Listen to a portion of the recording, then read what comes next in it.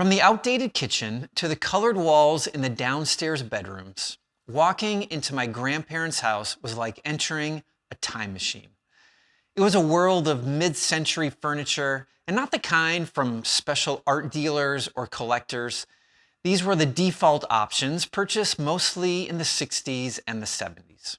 There was a desk in the hallway, reading chairs in the living room, classic rugs, houseplants, and a grandfather clock in the entryway. The couch was functional and left room for plenty of guests.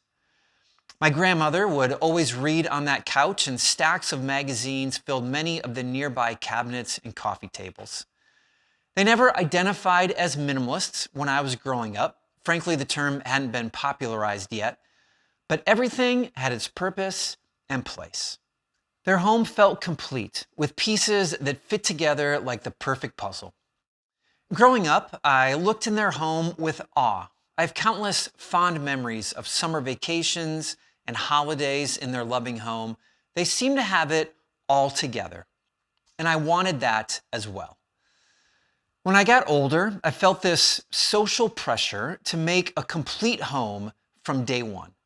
To leave anything incomplete seemed somehow against a cultural norm. It wasn't until adulthood that a simple realization clicked. My grandparents took years to purchase a household of goods. They had decades together to acquire their belongings, and their home wasn't always like this. They consciously acquired things when needed. Stuff was expensive too. This was all before the cheap labor and mass production of the current economy we live in. My grandparents lived within their means every step of the way, depending on what was in their wallets. They carefully analyzed every purchase and reused everything they could. Maybe that's the consequence of being a product of the Great Depression. Who knows? What we do know is that our world has changed dramatically since then. The rise of easy credit has allowed for ballooning consumer debt. Today, the average U.S. household debt is approximately $150,000. Now, we are an instant gratification generation, swiping now and paying over time. We expect to have everything at once, but we're going broke in the process. Our credit cards have larger limits, products are cheaper, and buying is as easy as one click online. We make pilgrimages to furniture stores. We fantasize about spaces before we've even set foot in a place, and we browse websites that give idealized examples of carefully crafted rooms. The world is primed and expecting our consumption. Each represents a radical departure from the lifestyles of the greatest generation. I can't help but think our ancestors knew something about minimalism that society downplays now. When my wife and I first got married, we moved into a 2-bedroom apartment and we purchased only a table set for $99. Oh, and a bed. We needed that for a number of reasons. Our living room furniture and bedroom set were hand-me-downs from her family. We received a television set and entertainment stand as a wedding gift. Our very next furniture purchase, months later, was a computer and a desk. We replaced the living room furniture a year and a half later during a cross-country move. We used that kitchen table and chairs for 13 years, and we still used the bedroom set handed down to us from her grandparents for the next 20 years. Our home took years to make whole, and I don't think I'd change a single thing about the process. It's a story of slow acquisition. Outfitting a home slowly and intentionally carries a number of benefits.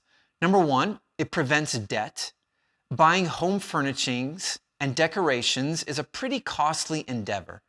And so accumulating slowly helps prevent the danger of starting out with costly consumer debt right away, which is really important because it can take years to overcome financial mismanagement. Number two, It spurs intentionality and thoughtfulness. When we accumulate slowly, we are more likely to thoughtfully weigh the significance of our purchases. Is this really needed? If so, what is the best option and the best place to buy it? The more deliberate we are in our timeline, the more intentional we become in the process. Number 3, it slows the accumulation of clutter and excess. The slower we purchase, the slower we accumulate life-draining clutter. Number 4, it grants freedom in our lifestyle. Consumer purchases inhibit freedom. They require money, time, and energy to acquire and maintain. Therein laid my grandparents' powerful lesson. To make our home ours, we couldn't buy stuff immediately to recreate or mimic another person's space. Instead, we thoughtfully considered what we needed and budgeted carefully for each addition. Despite living in a world of accessibility and easy consumption, we all need to find ways to slow down. The perfect item will remain, or it can be recreated if necessary. Sales come and go, and your favorite big box retailer probably won't be going out of business anytime soon. So give yourself the opportunity to make your space yours. But as you do, don't forget to consider the merits of acquiring pieces slowly. Never be in a hurry to spend money you don't have.